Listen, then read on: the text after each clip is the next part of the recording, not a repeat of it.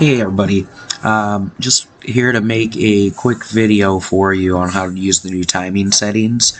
The new timing settings are used to adjust the speed at which the equipment changes frequency and heterodyne effects. To get into the new settings, you're going to go into the 35 to 110 button, and it'll open the command menu up, and you'll have two new buttons: normal timing, 10K timing. Normal timing affects normal mode, 10K timing affects 10K mode.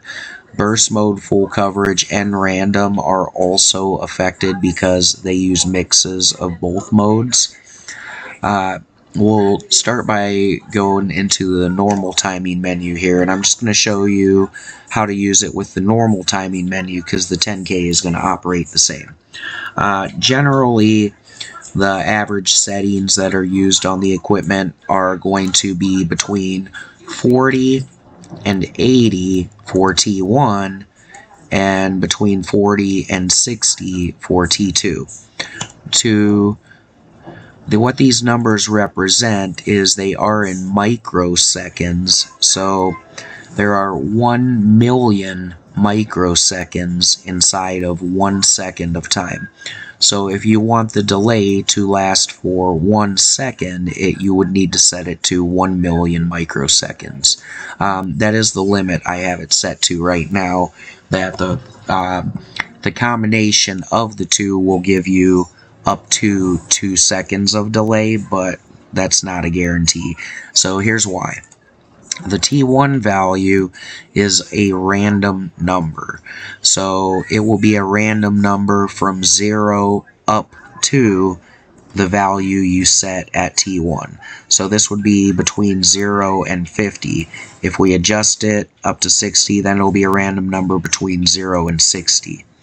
T2 is going to be a minimum number, meaning the equipment is going to wait a minimum of 40 microseconds at this current setting, and then it's going to wait an additional amount of time based on the random number picked from T1.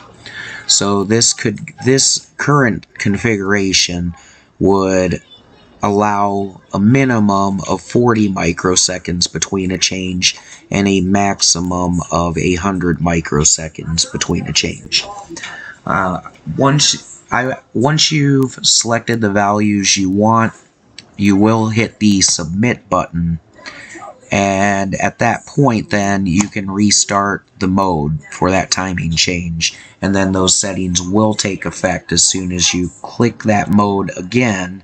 You can click directly on the mode, or if you want, you can hit stop first and then go to normal again. So just a couple other quick things. To change these values, you can do it with the touch screen and the buttons here. They will change it in increments of 5 at a time. You can, if you have a keyboard plugged in, you can type in values manually, and you can use the on-screen keyboard as well. These settings are retained through reboots. What I'm not sure yet, and maybe you guys can give me some feedback, is do you want your custom settings retained through updates, or would you like me to revert the timing to the timing being set in the current update that's being sent out when we do update? So if you want to give me some feedback on it, that would be great. I would suggest that everybody try using your timing at maybe 1 million. So set your values to 1 million, restart normal, do this on normal mode maybe, or either normal or full 10K, whichever you like the most. Try it out for a few seconds, then go back into your timing menu again, reset your values to 500,000, then go back out, restart normal, restart your mode again, then go back in, change your timing again to 100,000, go restart your mode again, and keep doing that from, so we're going to go 1 million, 500,000, 100,000, 10,000, 1,000, 100, then 50. And you don't have to spend long on each one, but it should give you an idea of how those different timings will affect what you're going through. Quad heterodyne mode, for example, generally uses very high numbers, so it's going to be very slow to change frequency.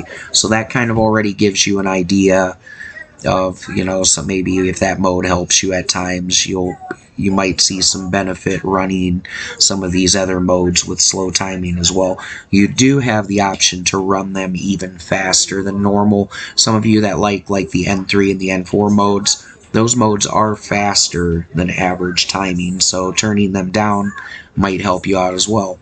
Additionally, I would like to point out it does seem better when full 10K mode is run slower than normal mode, especially when you're mixing them with burst mode or full coverage or random. So I hope that kind of explains how to use it. If you need further clarification, maybe let me know and I can see how I could maybe better explain some of this.